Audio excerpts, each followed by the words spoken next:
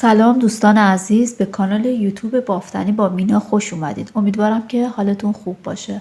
دوستان این هفته براتون این پاپوش ها رو در نظر گرفتم که از کلاف کارت و پوف فلورا استفاده کردم که 100 گرمش 240 متر هستش و این نخها مناسب هستش برای بافت پاپوش.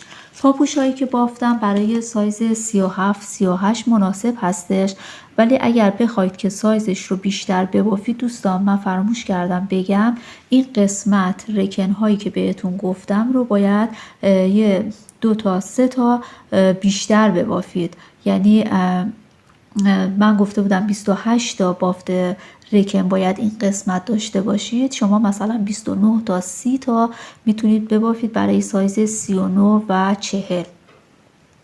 یعنی از این قسمت باید زیاد بکنید. بعد شما میتونید این قسمت هایی که من از 3 تا رنگ استفاده کردم شما تک رنگ هم ببافید دیگه، اون سلیقه ای هستش. بعد پاپوش ها به این شکل هست دوستان، ببینید که سمت چپ و راستش یه تفاوت کوچیکی داره که توی ویدیو براتون توضیح دادم. امیدوارم که از بافت این پاپوش خوشتون بیاد و ببافید. بافت بسیار ساده ای داره و در عرض یک روز میتونید ببافید و ازش استفاده بکنید. بعد از میل شماره 3 هم استفاده کردم دوستان. اگر آماده هستید بافتش رو با هم شروع میکنیم. برای بافت این پاپوش ابتدا باید این قسمت رو ببافیم دوستان. این مدل ها رو براتون توضیح میدم. شما میتونید از یک رنگ استفاده بکنید. قبلا من پاپوشی که بافته بودم ببینید ستاش رو با یک رنگ بافتم، ولی الان اینی که میخوام براتون توضیح بدم از 3 تا رنگ متفاوت استفاده کردم. اینجا من 48 دونه سر انداختم که این 48 دونه با این نخی که معرفی کردم، ببینید نخ کارتوپو فلورا که 100 گرمش اینجا نوشته 100 گرمش 240 متر است دوستان و میلم هم میل شماره 3 است. اگر شما 48 دونه سر بندازید با این نخ و با این میل برای سایز 37 38 و 39 اندازه هستش. خب الان 48 تایی که سر انداختیم ببینید این قسمت 3 تا بافت رکن داریم، یعنی اینکه باید از زیر ببافیم. من الان این قسمت رو از زیر می بافم. بافت رکن رو میتونید کلا از زیر ببافید یا از رو.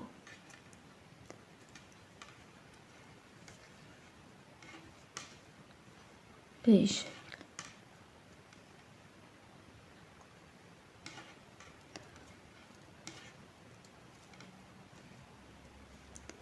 رج بعدم به همین شکل هستش، از زیر بافته میشه. بافت های زیر رو من انجام میدم تا 3 تا بافت رکن داشته باشم. دوستان ببینید وقتی که میخواید ببافید رج بعد دونه اول رو در بیارید. این قسمت حاشیه اینور باید به صورت گندمی باشه. حواستون باشه که نخ رو از سمت زیر بر ندارید. بعد دونه اول رو که در آوردید بعد نخ رو بندازید زیر و دونه ها رو از زیر ببافید دوباره.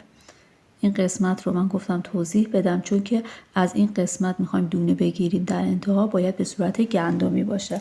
الان ببینید این قسمت رو بعد به این شکل در بیاد.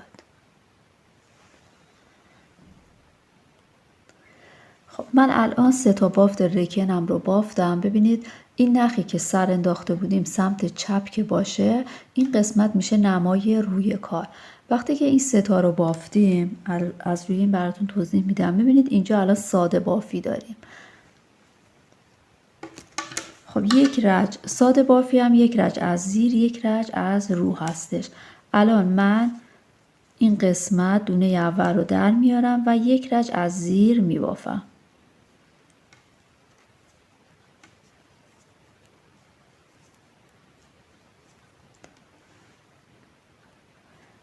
خب یک رج از زیر رو بافتم. رج بعد از رو باید ببافیم چون که ساده بافی هستش. دونه اول رو در میارم و کل دونه ها رو از رو میبافم. بیس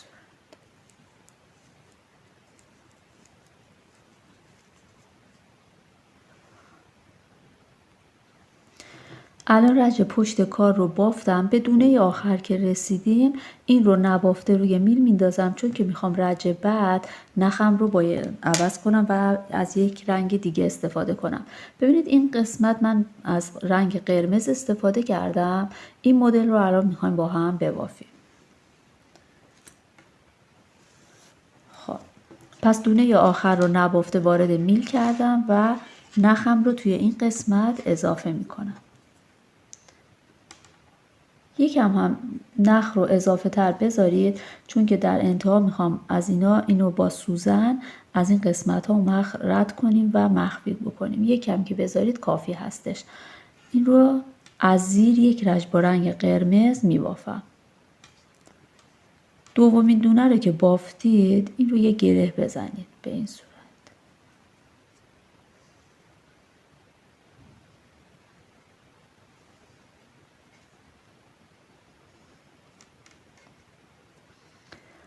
کل دونه ها رو از زیر میبافیم. رج اول از 4 رج تشکیل شده این مدلی که میخوام براتون توضیح بدم.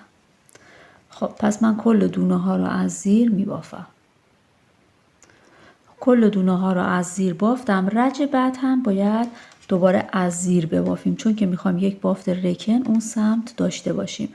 دونه اول رو در میارم، نخ رو میندازم سمت زیر و کل دونه ها رو از زیر میبافم. اینم دومین رج.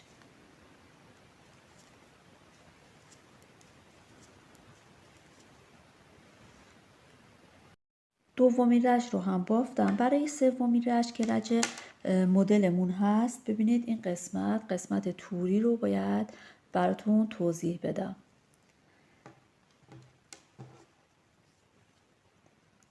دونه اول رو در میارم، نخ رو سمت زیر میندازم و یک دونه از زیر میبافم به این صورت. بعد یک ژوته میزنم به این صورت، دوتا یکی میکنم.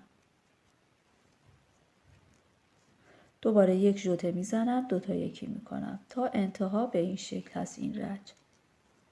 ببینید یک ژوته، دوتا یکی، یک ژوته، دوتا یکی.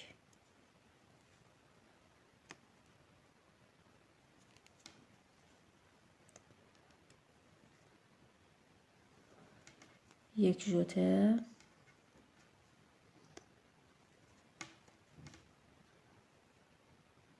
نخ باز شد.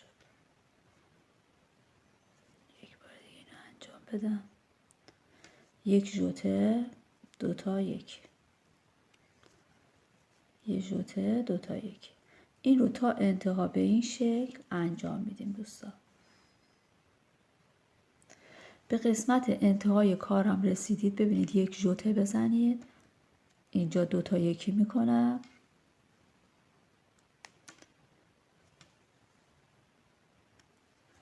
یک ژوته، دوتا یکی، اینجا دوتا دونه میمونه دیگه. این قسمت رو ژوته نزنید، اگه بزنید یک دونه اضافه میشه، چون که ببینید این قسمت دوتا دونه داشتیم، یه دونه ژوته زدیم، چون این قسمت زدیم قسمت دیگه نمیخواد. پس یک ژوته، دوتا یکی و این دوتا دونه رو هم از زیر میبافیم. رج چهارم و رج پایانی مدل کل دونه ها رو باید از زیر ببافیم، چون که میخوام یک رج بافت رکن اون سمت داشته باشیم. دونه اول رو در میارم و کل دونه هایی که دوتا یکی کرده بودم و دونه هایی که اضافه کرده بودم، یعنی ژوته زده بودم، همه رو به این صورت ببینید از زیر ببافید.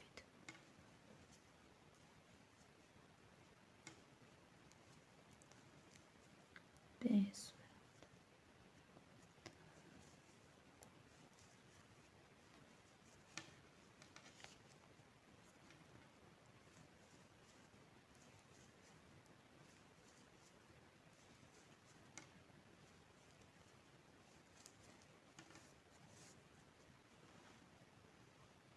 به دونه آخر که رسیدید نخ رو بیارید سمت خودتون و این دونه رو نبافته وارد میل بکنید، چون که میخوایم نخمون رو تغییر بدیم و از همین رنگ اصلی استفاده بکنیم. اگر شما خواستید همه مدلتون ستایی که بهتون گفتم با این رنگ ببافید، دیگه نیازی نیستش که این نختون رو قیچی بزنید، ولی من چون میخوام رنگم رو تغییر بدم این نخ رو میچینم و بافتم رو ادامه میدم با نخ اصلی. ببینید هر وقت که خواستید نخ رو تغییر بدید دونه آخر رو نباید ببافید. خب الان من اینجا باید 4 رج با این رنگ ساده بافی رو انجام بدم. ساده بافی هم 1 رج از زیر گفتم، 1 رج از رو. الان این رج رو من از زیر می بافم، رج بعد رو از رو، دوباره 1 رج از زیر، 1 رج از رو. الان ببینید دوستان ما داریم این قسمت ساده بافی ها رو انجام میدیم که 4 رج هستش. کلا مدلمون از 4 رج تشکیل شده، بافت سادهمون هم از 4 رج تشکیل شده و بعد دوباره این مدل رو دوباره تکرار میکنیم، دوباره 4 رج ساده بافی میکنیم، دوباره مدل رو تکرار میکنیم. خب الان من ساده بافی ها رو انجام میدم. 1 رج از زیر بافتم، رج بعد باید از رو ببافم. دونه اول رو باید در بیارید و کل دونه ها رو از رو ببافید. دوباره رج بعد از زیر، رج بعد از رو. من این 4 رج ساده بافی رو انجام میدم.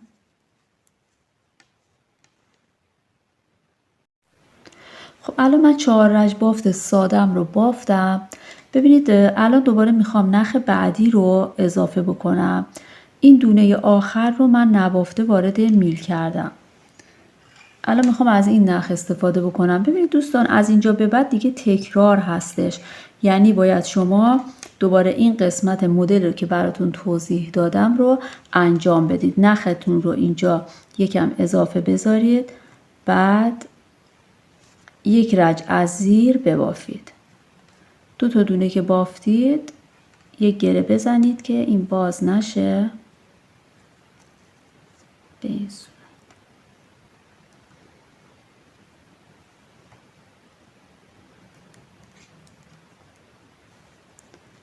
کل دونه ها رو از زیر ببافید.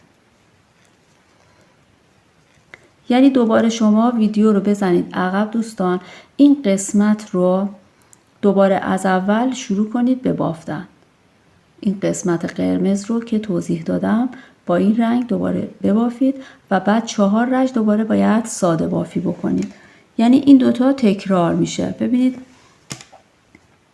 این قسمت رو مدل رو دوباره ببافید دقیقا مثل قرمز. بعد این 4 تا رج ساده بافی رو هم دقیقا مثل همین قسمت ببافید. دوباره مدلتون رو شروع بکنید مثل همین و بعد از اینجا به بعدش رو دوباره من براتون توضیح میدم. یعنی 1 2 3 تا مدلمون رو میزنیم و بعد دوباره ساده بافی میکنیم و بعد بافت رکن داریم. من این 3 تا مدل رو میبافم به همین صورت. از این قسمت رو دوباره براتون توضیح میدم. ببینید دوستان این قسمت ها رو که براتون توضیح دادم رو بافتم. الان 3 تا از این مدل داریم. بعد نخهای اضافی هم که بود داخل سوزن گذاشتم و هر کدوم رو از داخل رنگ خودش ببینید این قسمت رد کردم و قیچی زدم. الان دیگه این مدل رو نمیزنیم، تموم شد و از رنگ اصلیمون باید بافت ساده ببافیم. این قسمت 1 رج از زیر، 1 رج از رو میبافم. الان 1 رج از زیر میبافم، رج بعد رو هم از رو میبافم و بعد بافت رکنمون رو شروع میکنیم. دقیقا مثل همین قسمت پایین 3 تا بافت رکن باید داشته باشیم. الان 2 رج ساده بافی رو میبافم. الان 2 رج ساده بافی رو انجام دادم و باید الان بافت رکن رو انجام بدیم. ببینید این قسمت رو باید ببافیم تا 3 تا بافت رکن بهمون بده. یعنی همه دونه ها رو باید هر رج از زیر ببافیم. دونه اول رو در میارم و از زیر میبافم. رج بعد رو هم از زیر میبافم. من این 3 تا بافت رکنم رو میبافم، یعنی از زیر میبافم تا 3 تا بافت رکن داشته باشم. الان این قسمت هم ببینید 3 تا بافت رکن رو بافتم. این قسمت هم 3 تا بافت رکن هست. یکی از اینا برای پاپوش سمت چپمون هست، یکیش هم پاپوش سمت راست هستش.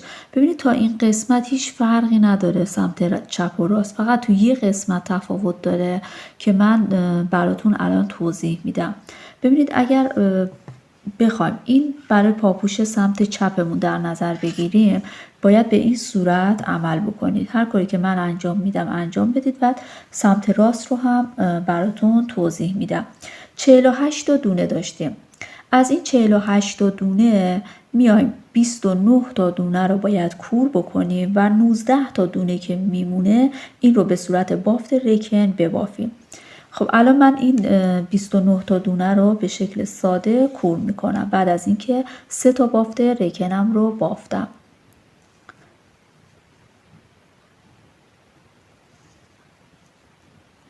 به همین شکل 2 تا 1 باید بکنید.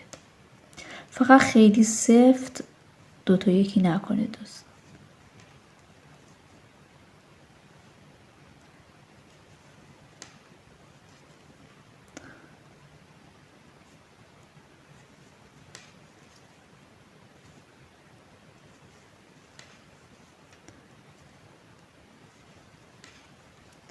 این الان برای سمت چپ هستش.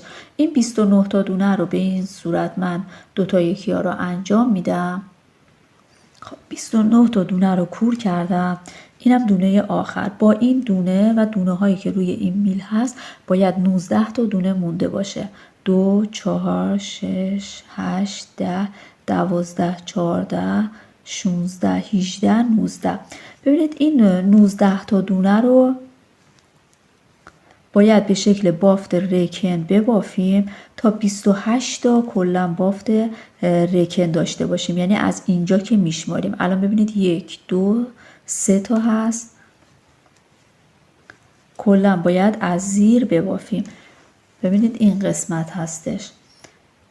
این قسمت بافت رکن ها رو باید الان انجام بدیم. 28 تا که ببافیم کافی هستش.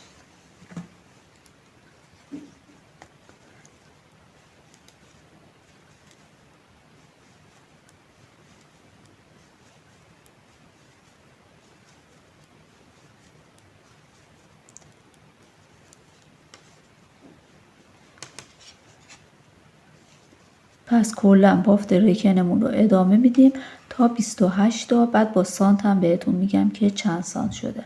28 تا بافت رکن بهمون بده.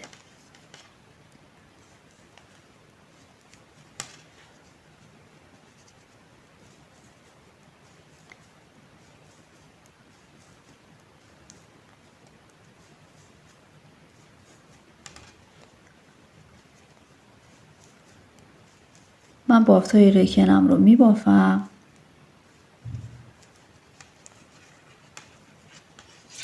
به این صورت این 19 تا دونه رو به شکل بافت رکن همه رو از زیر میبافم تا 28 تا بافت رکن داشته باشم. الان این قسمت رو 28 تا بافت رکن رو بافتم. ببینید دوستان از همین قسمت اولین بافت رکنتون رو بشمارید، باید 28 تا باشه. با سانت هم بهتون میگم 11 سانتی متر هستش.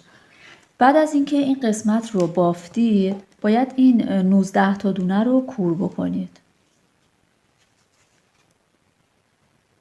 این قسمت رو فقط خیلی سفت کور نکنید.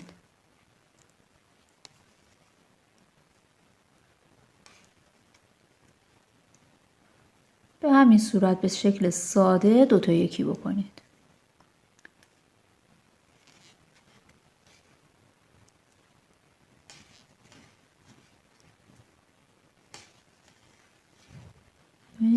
به این صورت. وقتی که این قسمت رو کور کردید الان بافتمون به این شکل در اومده. ببینید به صورت 7 در اومده و برای پای چپ هست میخوایم ببافیم. این دونه آخر رو بذارید باشه. از همین قسمت ها باید الان دونه بگیریم. ببینید از همین ابتدای کار باید دونه بگیریم. کلا 90 تا دونه احتیاج داریم. ببینید الان بافت ما که به شکل 7 هستش، ما از این قسمت ها شروع میکنیم به دونه گرفتن و از این قسمت دونه گرفتنش آسون هستش. باید 2 تا پر گندمی رو بگیرید و به این صورت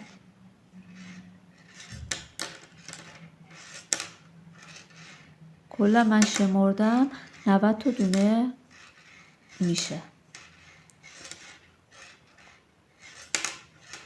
ببینید به این صورت 2 تا پر گندمی رو بگیرید و دونه رو در بیارید.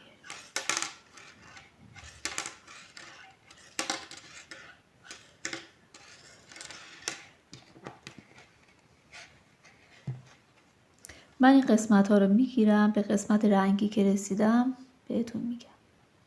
تا این قسمت 30 تا دونه هستش. ببینید به قسمت رنگی هم که رسیدید از هر کدوم باید 2 تا بگیرید. 1 2 32. این قسمت هم 2 تا 32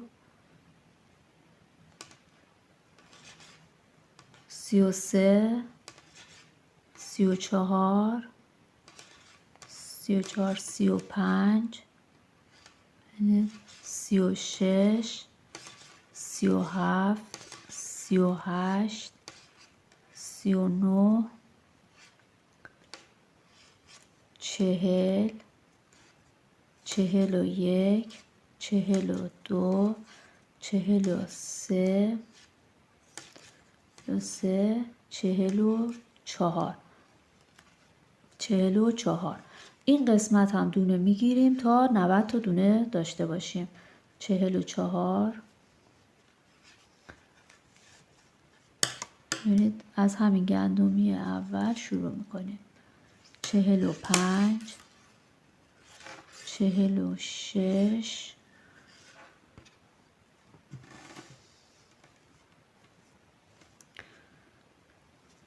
47 48. این قسمتی هستش که سر انداخته بودیم، یه کمی فشرده تر هستش.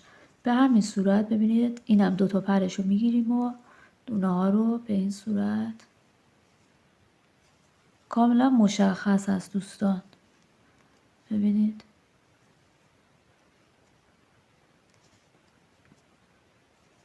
من کل دونه ها رو میگیرم، باید 90 تا دونه داشته باشیم. خب این قسمت رو دونه ها رو گرفتم، دقیقا 90 تا دونه روی میل هستش. ببینید این رو تا این قسمت شما ببافید. من الان گفتم تفاوت داره سمت چپ و راست توی یه قسمت، من این تفاوتش رو براتون توضیح بدم ببافم، بعد این رو من تموم میکنم، از روی این بقیه بافت رو انجام میدیم. ببینید الان تا این قسمت برای سمت چپ و راست یکی بود، یعنی که 3 تا بافت ریکن بافتیم برای هر دوتاش. بعد توی اون قسمت 29 تا دونه رو کور کردیم. ولی توی این قسمت که برای پای راست هستش به این شکل عمل بکنید. ببینید این قسمت بعد از اینکه 3 تا بافت ریکن رو بافتید، یک رشت کل دونه ها رو از زیر ببافید.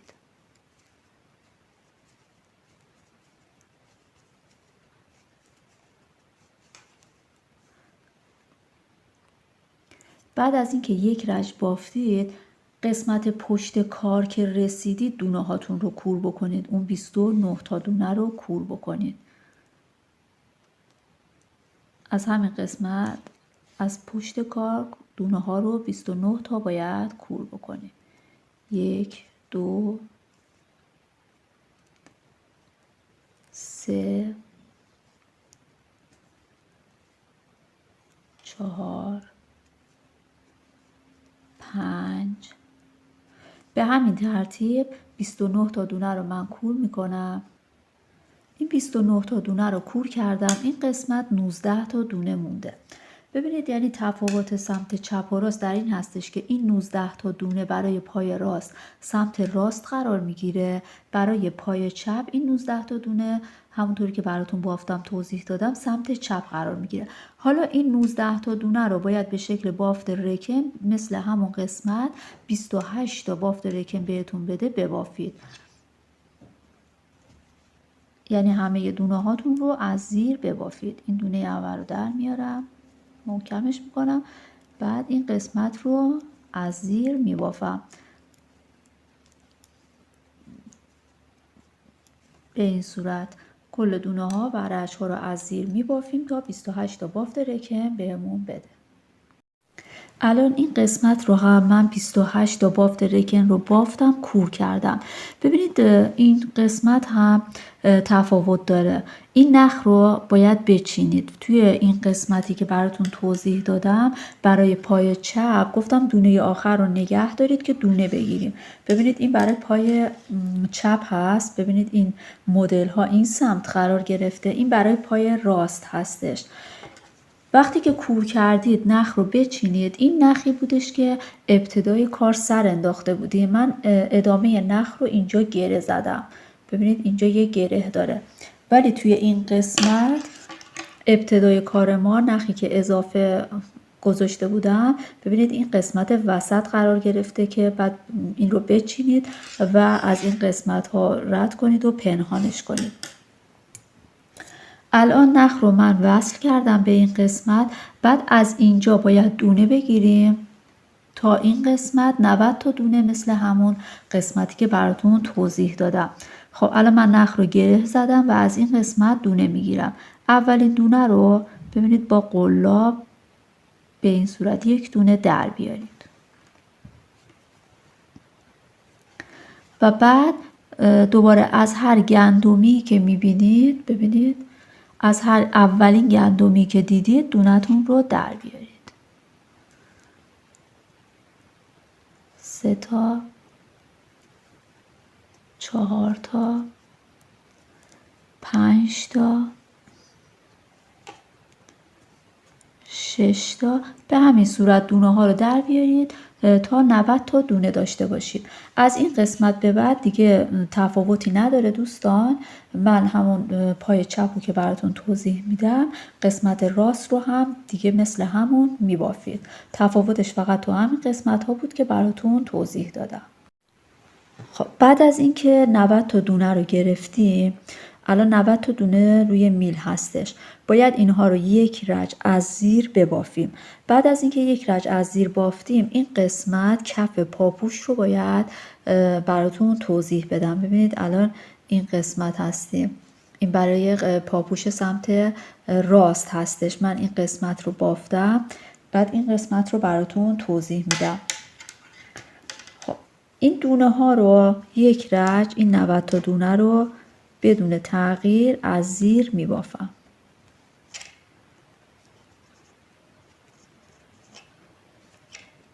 کل دونه ها از زیر بافته میشه.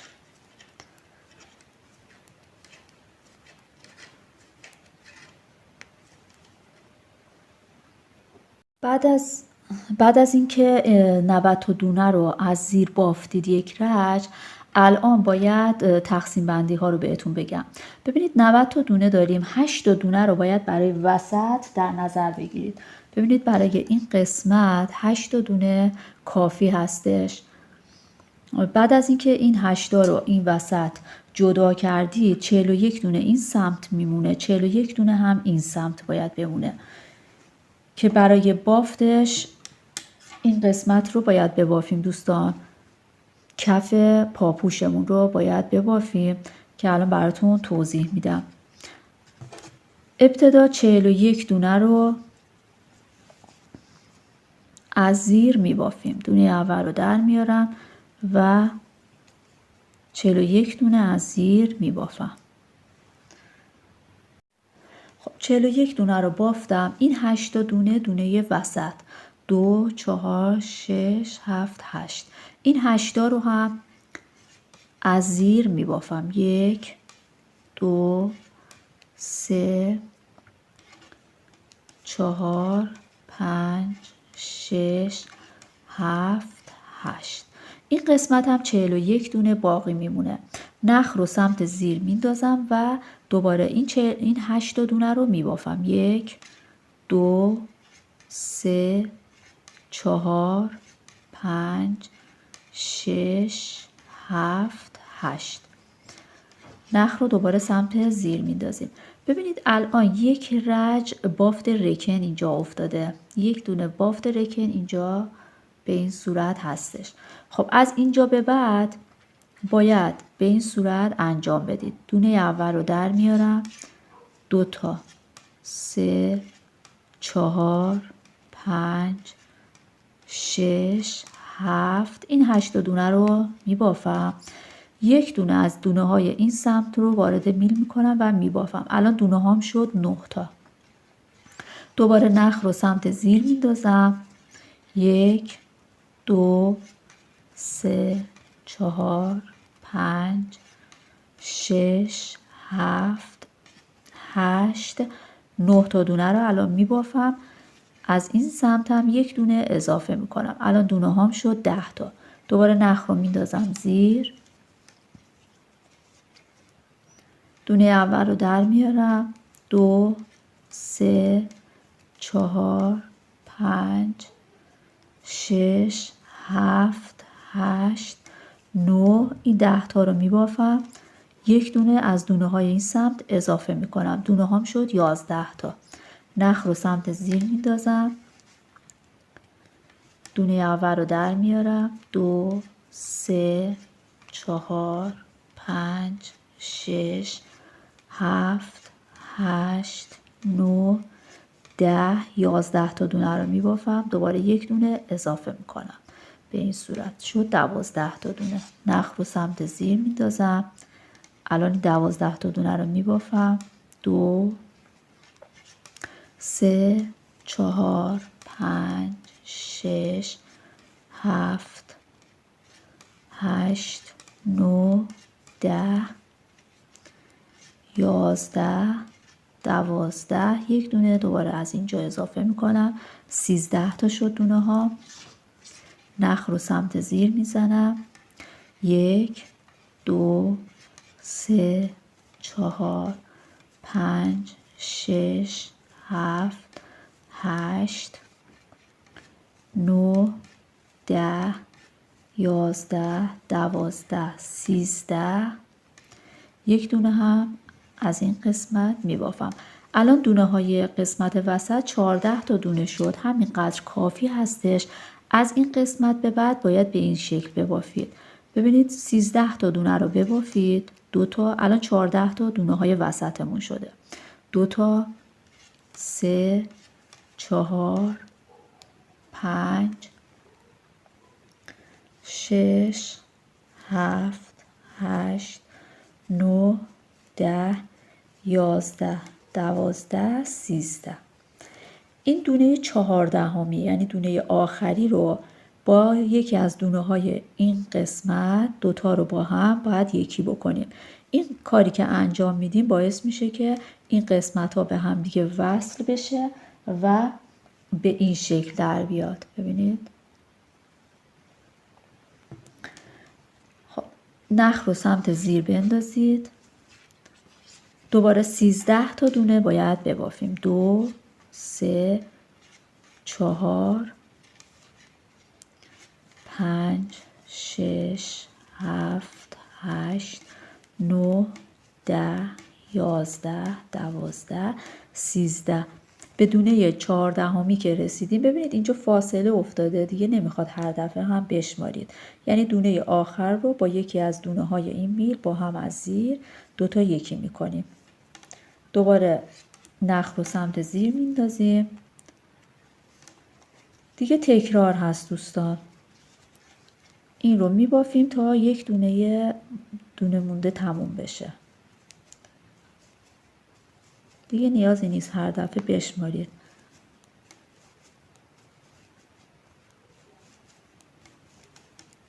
ببینید وقتی به دونه آخر برسیم مشخص هستش چون این قسمتش بازه. این دونه رو با یکی از این دونه با هم یکی میکنیم از زیر. نخ رو میندازم سمت زیر. دونه اول رو در میارم. دوباره همون کار رو انجام میدم. از زیر میبافم. در واقع این 14 تا دونه وسط ثابت هستش. از سمت چپ و راست دونه ها حذف میشن. دوباره رسیدم به دونه آخر. این دوتا رو با هم از زیر یکی میکنم، باز برمیگردم. من یکی دو بار این کار رو انجام میدم وگرنه تکرار هست دوستان. به همین صورت اینو میبافم تا به دونه آخر برسم.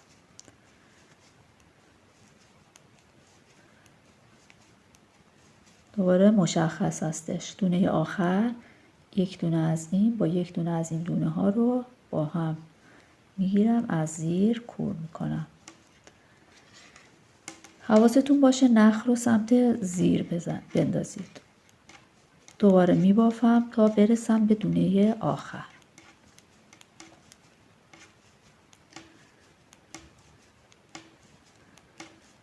دونه آخر که رسیدم دوباره دوتا یکی میکنم، نخ رو سمت زیر میزنم و به همین ترتیب دوستان ادامه میدم تا اینکه دونه های این سمت و این سمت حذف بشه، فقط 3 تا دونه بمونه این سمت و 3 تا دونه هم این سمت بمونه.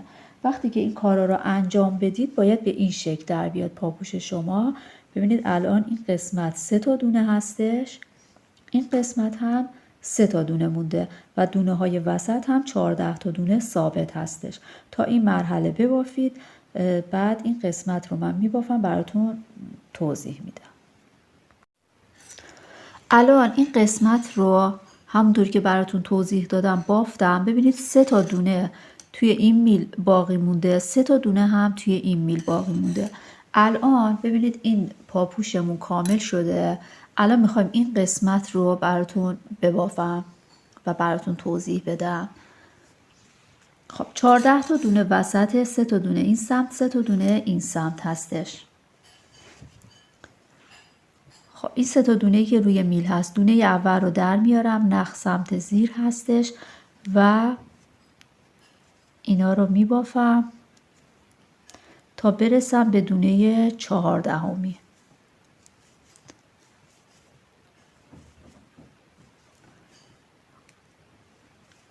خب الان رسیدم به دونه آخر. مثل همون قبلی ها یه دوتا یکی اینجا انجام میدم.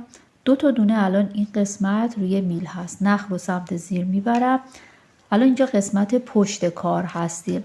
دونه اول رو در میارم، یک دونه از زیر میبافم. این قسمت هم باز کم کردن داریم چون این دونه ها زیاد هستش، باید کم بشه. یه دوتا یکی این قسمت انجام میدم. الان یک دونه این قسمت کم شد، میبافم تا 4 تا دونه مونده تموم بشه.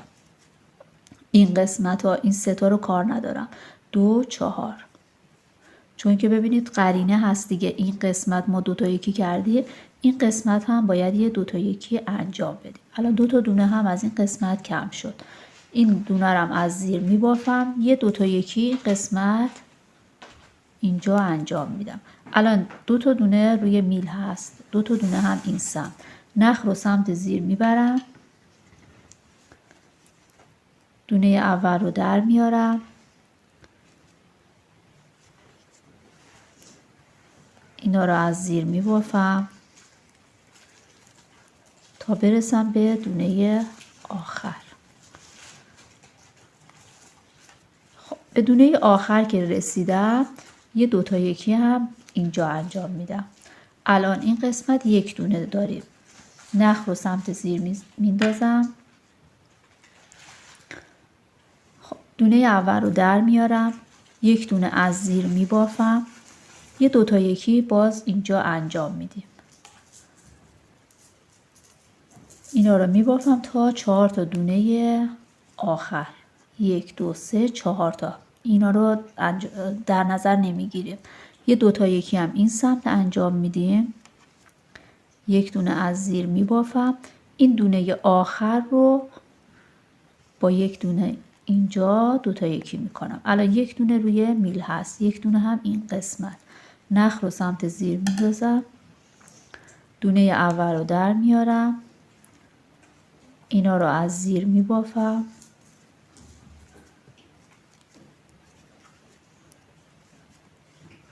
به دونه آخر که رسیدیم این قسمت هم 2 تا یکی میکنم. دونه هایی که روی میل بود این قسمت تموم شد. خب نخ رو سمت زیر میندازم، دونه اول رو در میارم، بعدش بلافاصله یه 2 تا 1 هم این قسمت انجام میدم. یک دونه دوباره کم شد، اینا رو از زیر میبافم. خب الان 4 تا دونه رسیدیم. این 2 تا 1 میکنم، یه دونه هم اینجا کم میشه. این دونه رو از زیر میبافم. این دونه آخر هستش. این دونه آخر با این دونه دوتا با هم کم میشه. کلا دونه هایی که میمونه 2 4 6 8 تا دونه میمونه. خب حالا از این قسمت به بعد برای اینکه اینا به هم دیگه وصل بشه، یعنی این شکل رو به خودش بگیره، این 8 تا دونه ثابت هستش. باید براتون توضیح بدم که چطور اینا رو باید به هم دیگه وصل بکنید.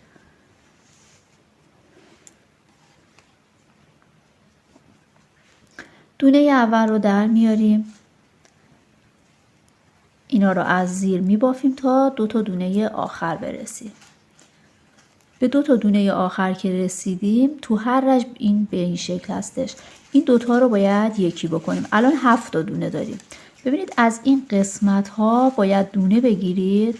این گندمی هایی که اینجا هست، ببینید این گندمی ها، از این گندمی ها باید دونه بگیریم به این صورت.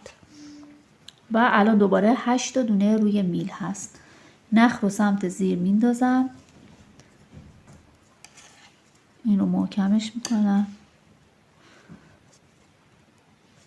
اینا رو میبافم. دوباره 2 تا دونه آخر برسیم. به 2 تا دونه آخر که رسیدیم، این دوتا رو یکی میکنیم به این صورت. 2 تا یکی میکنیم. این قسمت هم دوباره بعد یک دونه از این گندمی هایی که این قسمت هست بگیریم. برای این سمت ببینید نخ رو زیر بندازید. از همین گندمی اولی که دیدید به این شکل، از قلاب هم میتونید برای این سمت استفاده بکنید به این صورت. ببینید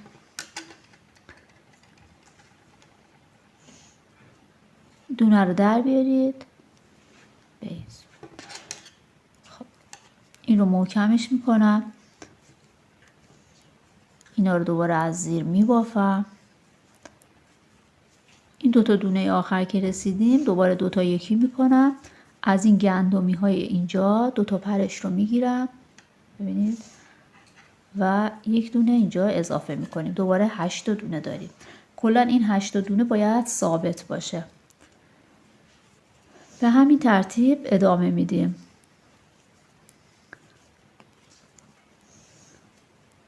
این 2 تا دونه آخر هست، 2 تا یکی میکنم. دونه هامون 7 تا شد. نخ رو سمت زیر میندازم. دوباره از این گندمی ها، به خاطر همین من گفتم وقتی که میخواید کور بکنید نباید سفت کور بکنید که مشخص باشه از قسمتی که میخواید دونه بگیرید بتونید راحت دونه رو در بیارید.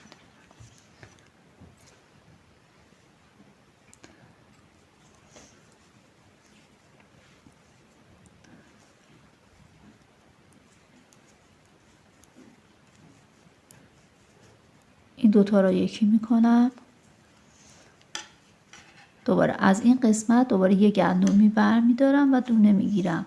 برای قسمت رنگی هم ببینید هر کدوم 2 تا دونه داره. 2 تا اینجا، این قسمت هم 2 تا دونه باید در بیارید، این قسمت هم 2 تا دونه. حالا قسمت رنگی رو هم براتون توضیح میدم. دوباره اینا رو میبافیم.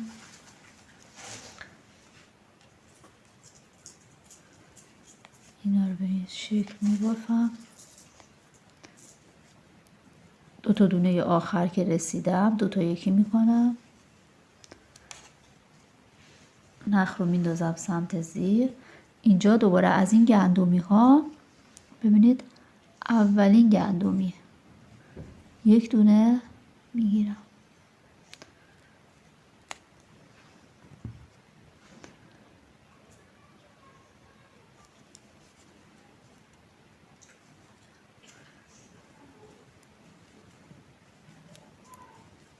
دو تا دونه آخر 2 تا یکی میکنم. حالا ببینید به قسمت رنگی ها رسیدم. از این قرمز ببین از همین اولین گندمی یه دونه در میارم، نخ رو سمت زیر میندازم. به همین ترتیب ادامه میدیم.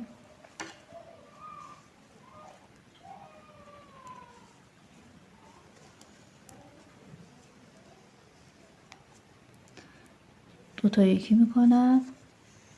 دوباره از این گندمی اینجا ببینید دونه میگیرم اینجا.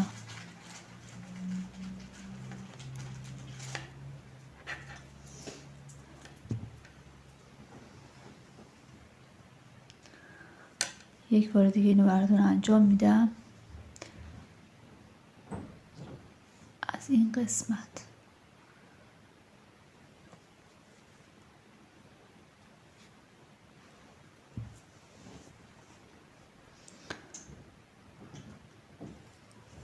این کارا رو انجام میدید دوستان تا اینکه اینا به هم دیگه وصل بشن تا انتها، یعنی تا این گندمی آخر به این گندمی متصل بشه و بعد باید این رو کور بکنید. این قسمت رو همطوری که توضیح دادم بافتم تا انتها و بعد 8 تا دونه که مونده بود اون رو کور کردم. الان این قسمت ها رو من قسمت بالا رو به این صورت پایه کوتاه زدم، از همین رنگ ها استفاده کردم که اینا رو الان براتون توضیح میدم.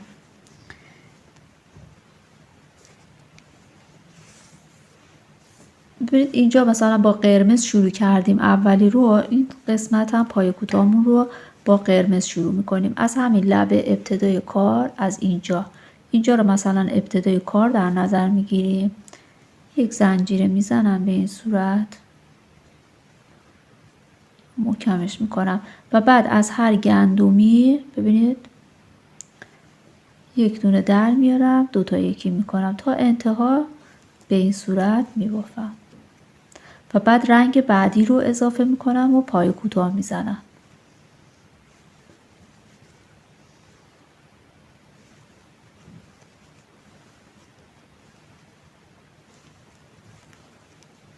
به این شکل ببینید دو تا پر گندمی رو بگیرید،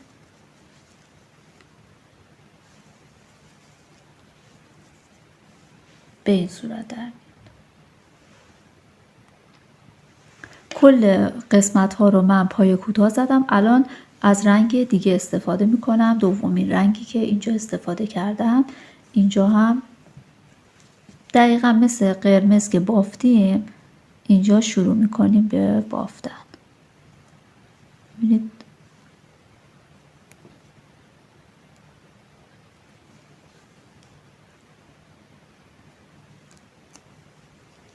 یک دونه در میارم، یک زنجیره میزنم و بعد از هر گندمی که میبینم به این صورت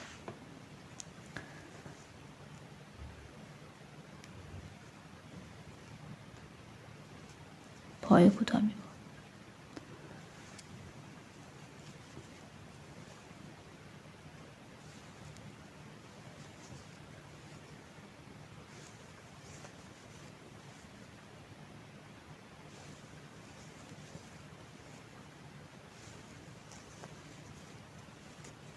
بهش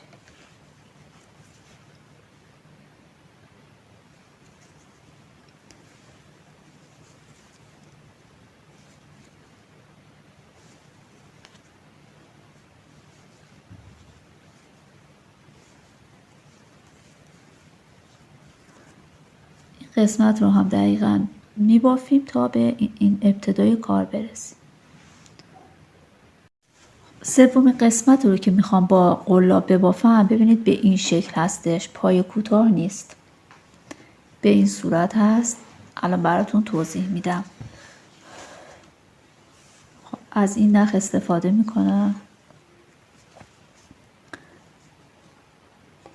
از همین قسمت شروع میکنیم. یک دونه در میارم و یک پای کوتاه میزنم. این نخهایی که اینجا میمونه در انتها با قلاب یا با سوزن از رنگ خودش داخل بکنید و اونا رو مخفی بکنید. حالا ببینید این سری سوم و آخرین ردیف رو که میخوایم ببافیم به این سمت باید بریم، برعکس انجام میدیم. ببینید توی هر گندمی یک دونه من میزنم و بعد 2 تا یکی میکنم. ببینید تو هر گندمی یک دونه بیرون میارم و این 2 تا رو با هم میگیرم.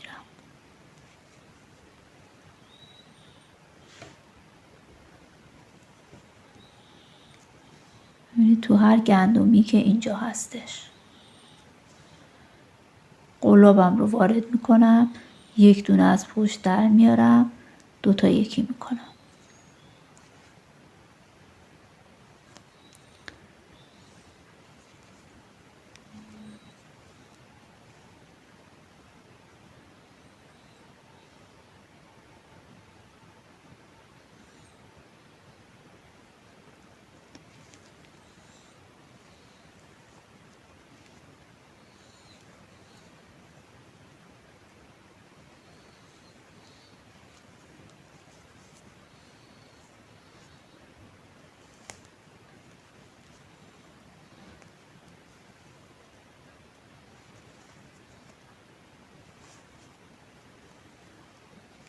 تا انتها به همین شکل.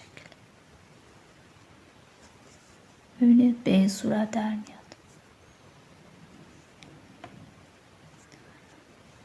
ببینید از این گندمی قلابم رو وارد میکنم، یک دونه در میارم، بعد این 2 تا یکی میکنم. به این صورت. دوستان این قسمت رو هم درست کردم. ببینید به این شکل در اومده بافتمون و بعد نخهای اضافی رو دیگه از همین قسمت ها داخل کنید و بچینید. پاپوش ما به این شکل در اومده دوستان. امیدوارم که از بافت این پاپوش خوشتون اومده باشه و شما هم ببافید و لذت ببرید. به این شکل در میاد.